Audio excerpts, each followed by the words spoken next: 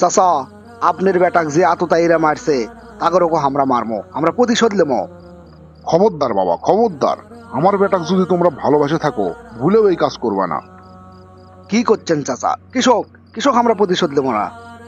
বাবা শোনো, আমরা ভালো থাকি, আমাদের দেশ শান্তির থাকুক, এটা অনেক দেশই চায় না।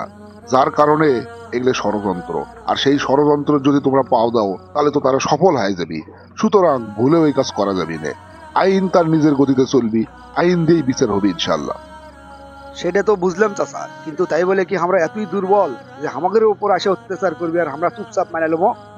বাবা শোনো, নিজের রাগ তথা ক্রোধকে কন্ট্রোল করাই হচ্ছে সবচেয়ে বড় যুদ্ধ। তাছাড়া ক্ষমা করে দেওয়া মহৎ মানুষের লক্ষণ। সুতরাং আমরা সেগুলো নীতিতেই চলবো। আর তাছাড়া এইভাবে যদি প্রতিশোধ নেওয়ার খেলা শুরু হয়ে যায়, তাহলে তো দেশত সাম্প্রদায়িক দাঙ্গা শুরু হয়ে যাবে। আর এতেই তৃতীয় পক্ষ লাভবান হবি। আমরা কৃষক নাগরিক লাভবান হওয়ার দেবো। নিরপরাধ মানুষগুলো কি জন্য আমরা বিপদ ফেলাবো?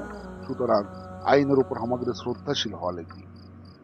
বুঝলাম চাচা, বুঝলাম। তাহলে আমরা এখন কি করবো? আমাদের করণীয় কি?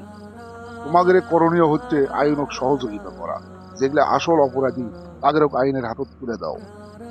আর যে মানুষগুলো অতিরিক্ত বাড়াবাড়ি করার চেষ্টা করবি, তারগেরক শান্ত করার দায়িত্ব এখন তোমাদের।